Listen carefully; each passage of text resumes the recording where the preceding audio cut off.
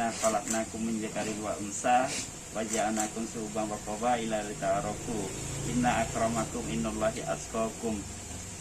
Yang bahasa Dayaknya, wahai Talino, sungguh kami udah nyiptaat kita dari seorang nang laki-laki man seorang nang bini lakak koa kami jadiat kita babangsa-bangsa man basuku-suku agar koa saling mengenal. Sungguh nang paling mulia. Al-Quran dengan terjemahan bahasa Dayak Kanayan ini hadir atas musyawarah beberapa tokoh agama Islam dan tokoh etnis suku Dayak yang beragama Islam di seluruh provinsi yang ada di Pulau Kalimantan. Proses penerjemahan Al-Quran dalam bahasa daerah ini mulai dilakukan sejak tahun 2012 lalu. Proses penerjemahan Al-Quran ini melibatkan beberapa ahli yang terdiri dari ahli bahasa dan sastra, ahli tafsir, hingga ahli tanda baca. Setelah selesai diterjemahkan, barulah pada tahun 2014 ditetapkan oleh Kementerian Agama Republik Indonesia sebagai salah satu Al-Quran yang diterjemahkan dengan bahasa daerah, yaitu bahasa Dayak Kanayan. Kemudian pada tahun 2015, Kemenak pun akhirnya juga meluncing dan mencetaknya sebanyak 2.000 eksemplar.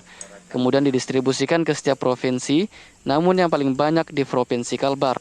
Salah satu tujuan dari membuat Al-Quran dengan terjemahan bahasa Dayak Kanayan ini ialah untuk memudahkan para mu'alaf yang berasal dari suku Dayak khususnya agar bisa memahami isi dan makna kitab Al-Quran.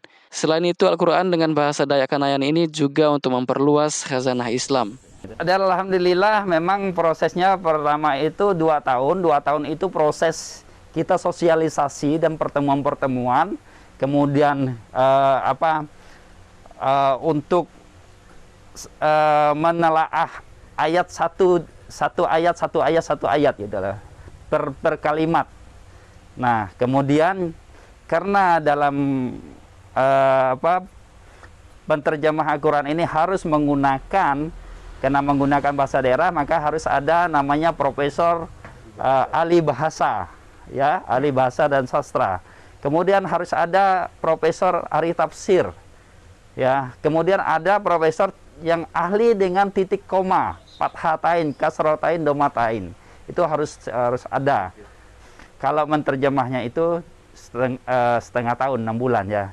Totalnya itu 2 tahun 6 bulan. Selesai menterjemah dan validasi, validator namanya. Jadi validasi itulah yang harus mengundang profesor-profesor itu.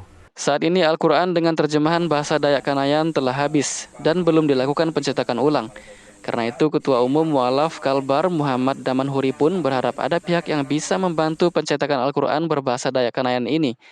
Sebab menurutnya masih banyak orang yang berharap bisa mendapatkannya.